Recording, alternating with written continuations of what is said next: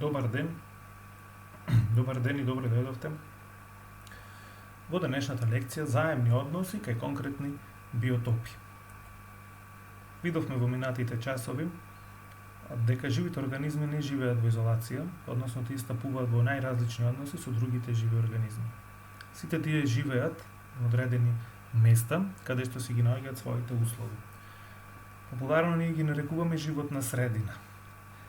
Сега, животната средина е поширок поим и го опфаќа поголемиот дел од планетата Земја. Односно, сите оние места каде што се јавуваат услови за живот, каде што можат да се најдат живи организми кои што живеат заедно и стапуваат во различни односи, се вика животна средина.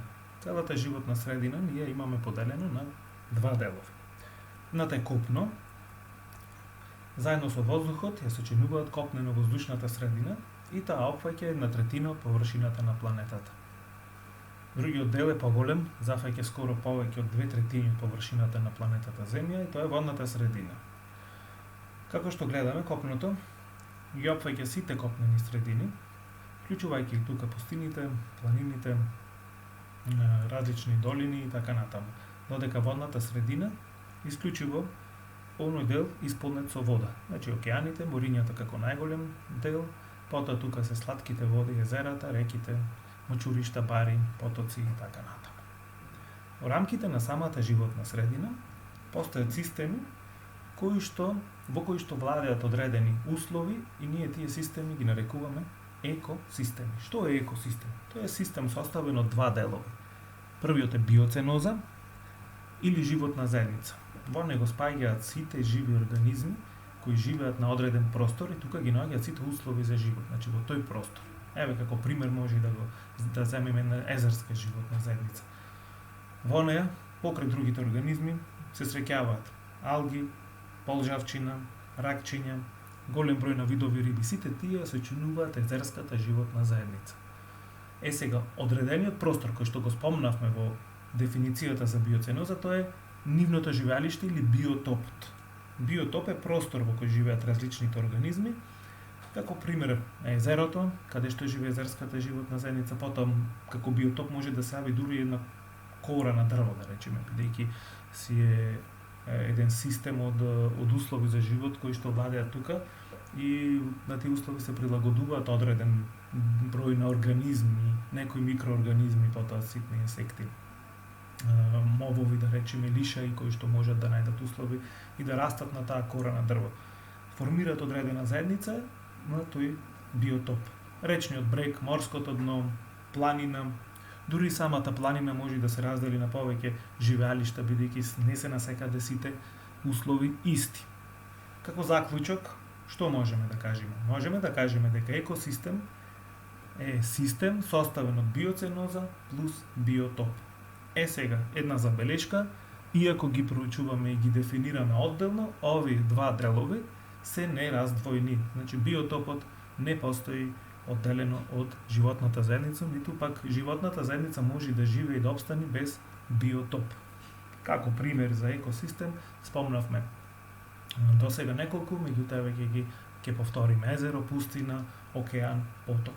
Од овие примери можеме да видиме дека големината на екосистемот е најразлична. Може да биде многу мал, меѓутоа може да опфаќа и огромен простор од некоја животна средина.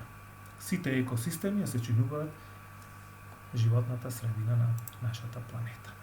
Сега, кога станува збор за биоценозата, кажавме дека таа е составена од најразновидни живи организми кои што се приспособени за живот на одреден простор, односно биотоп или живеалиште. Секоја животна заедница се состои од различни видови на организми.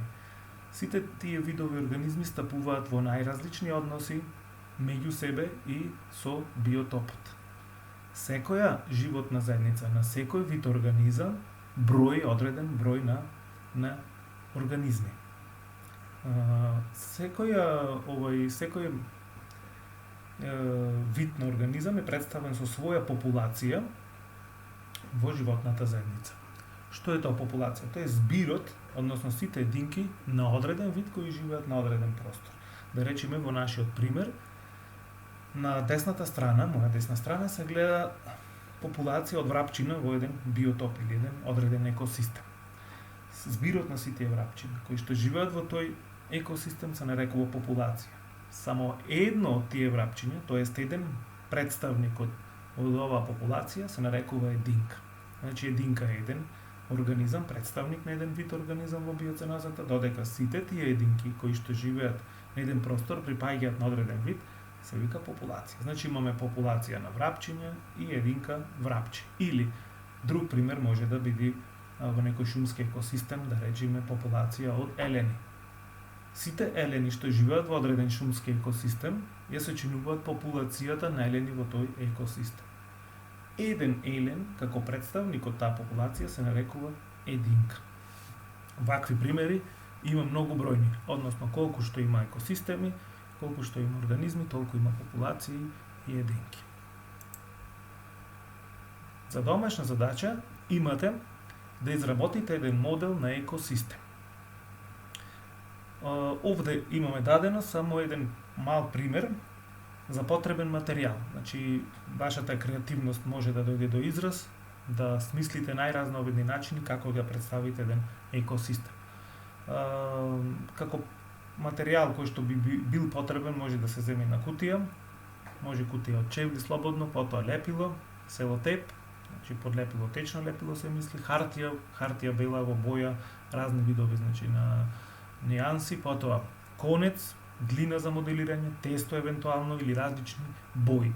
Што и да ви треба можете самостојно да се додавате, да се одземате, само едно е важно, кога се изработува овој екосистемот, мора да се внимава кои организми живеат во тој екосистем. Значи да се проучат добро условите на екосистемот, односно неговото живеалиште, односно биотопот, и потоа се додаваат живите организми, односно животните заедници, биоценозата во тој биотоп. Овде имаме еден пример, можете да видите дека е ова еден модел на воден, сладководен екосистем, може би мочуриште. Тука се гледа дека има разновидни организми кои што живеат во едно мочуриште. Имате барски трски, барски растенија, лотус, потоа имате барски животни, жаби, змии, одредени видови на риби и така натаму. Ви благодарам на вниманието и се гледаме на наредниот час.